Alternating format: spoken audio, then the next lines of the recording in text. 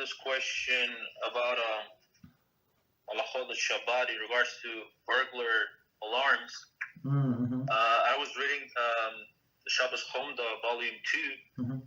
and in a part where he says that if the person forgets to deactivate the system of the burglar alarms on Shabbos, he may rely on this opinion that he can tell a person or a child that doesn't know what the whole deal's about, but then in order to open the door, because otherwise he's going to be locked up in his house until Shabbos ends.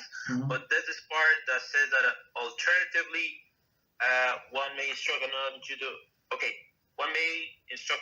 to open the door. Okay, that's fine. But then it says, if one cannot employ either of these suggestions, neither the non-Jew or the child, in case of great need, one may take an adult who is not aware that he is causing the lights to flash and instruct him to open the door. So I was wondering, like, if Burglar could explain a little bit more on this, because this would be like Mamash telling someone to do a Melachah for us without telling me what the whole deal's about. Like, it seems a little, I don't know, a little weird, perhaps. So I was wondering if Burglar could clear this out. It's a very good question. So let's first.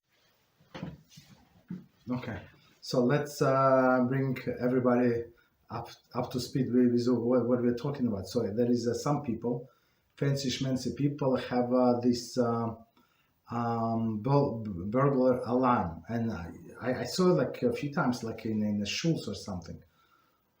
But that they are very expensive to maintain. This. So it's like this panel, right, with many like flickering lights. So because they have alarm on the window, on the door, these doors. So people have many rooms, many windows. So all of them is under alarm. So basically, if somebody like try to like intrude, like go into your house, like a thief, open the window in the back room, in the second bedroom or something. So it's the light is going to show. I'm not sure it's going to send the message to police or stuff like that. So basically, but when you open the door, when you want to get it into the house, so it's proper, of course, disable it before you come, like before Shabbos, right? But if somebody forgot, so when he opens the door, comes in, so there is this light start flickering, this and that. So basically, you cause this light to go on, to go off, whatever the case is. So that's the thing. So and a person forgot. So what he should do? So the first solution, as we just mentioned, ask a non-Jew. So it's not forbidden for him, and it's not this LED lights. You usually, like even in olden days, it's not usually lights. It's LED, so it's not real fire, and it was done indirectly. It's not like he flip off the switch. He did actually enter the door, into the door. It's like very indirect, and he did not mean to do that. And plus a child, he's not responsible. So the second solution is a child not responsible for the mitzvahs. He did it unintentionally. Okay, that's and plus we need to go into the house. Otherwise, what are you going to stay outside?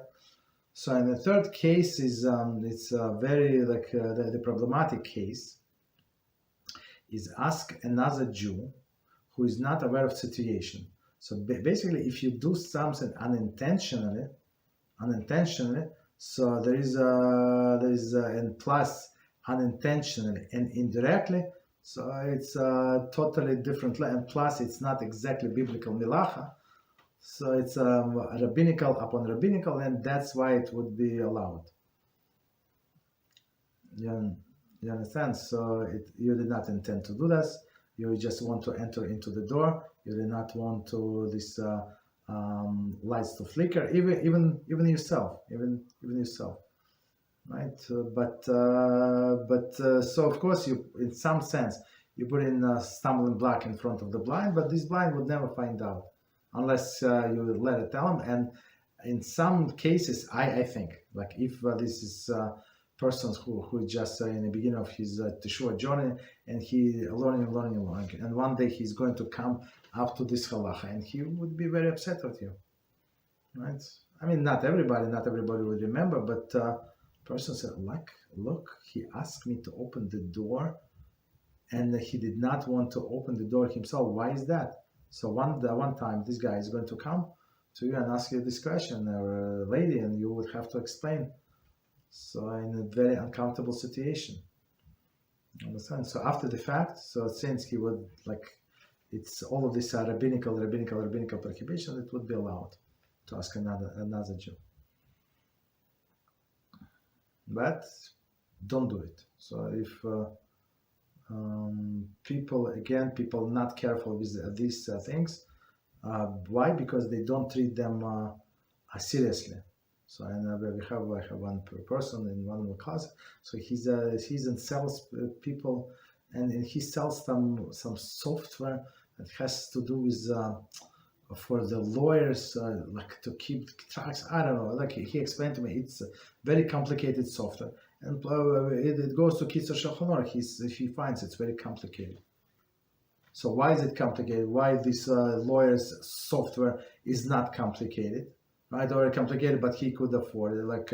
He spent I don't know how many hours, how many notebooks he wrote, to talk to all the developers, to other salespeople, how to sell it, how it works, trying out, himself, because he found it very because his life depends on the software. But Kitzur Shulchan Aruch or other halacha, it's not so much relevant. Understand? That's the problem with our attitude. So if that person with the house alarm, he has 3 reminders on his phone, 7 a.m., 9 a.m., 3 a.m., on Friday, that to disable the house alarm, he would do that. You understand? So, but if he's not treated separately, seriously, he would not do that. It's very simple. So people, for example, I have a busy schedule in my life. I have many alarms. So I have alarm sounding 20 minutes before, right? So 20 minutes before, I know that there is this activity coming. Then 10 minutes before, I know I have 10 minutes to start on time. So that's, for me, it's normal. Not to have this alarm, not to have this reminder, it would in my opinion, it's very childish. So to say, no, I apologize, I forgot. How could you forget? So if you would treat it as job, you would never ever forget. When the last time you were late for a boss meeting with your boss? Never. You came 45 minutes in advance, and boss was late for 2 hours. Guess what? But you were patiently waiting. Why? Because you thought it's important. So same is here. Okay. What else? Thank you very much. Yeah. So we try to keep take all of the mitzvahs more seriously, and it's most of the issue is going to resolve by itself.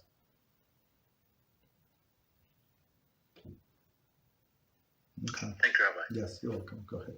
So, okay, the next question. The next question goes. Question couple up. Is this rationale about getting someone else to open the door? With Daniel's question, the same one Rob Yitzhak Silver Satzal used for when he was in prison during Pesach, cooking a big pot of potatoes for everyone while they were all suffering extremely to not eat any chametz.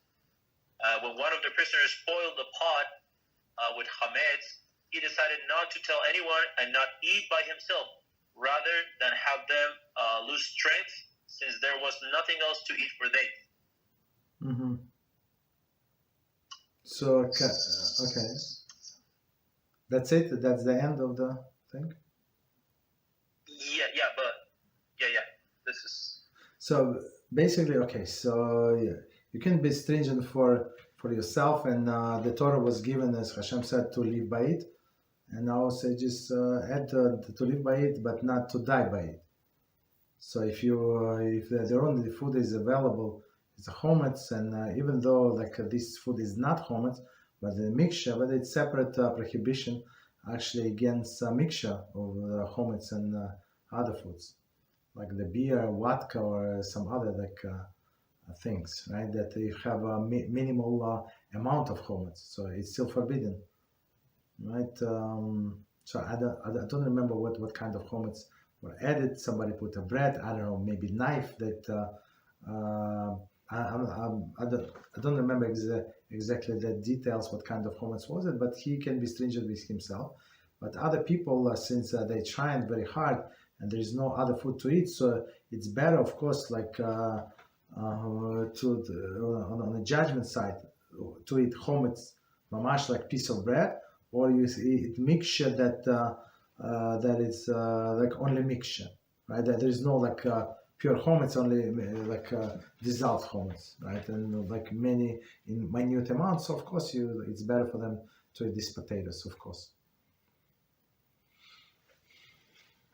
Because if you tell them this potato is chametz, so they say we can eat bread as well. So it's more filling that potato.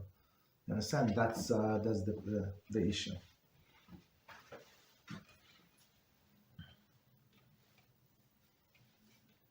Thank you, Rabbi. You're welcome.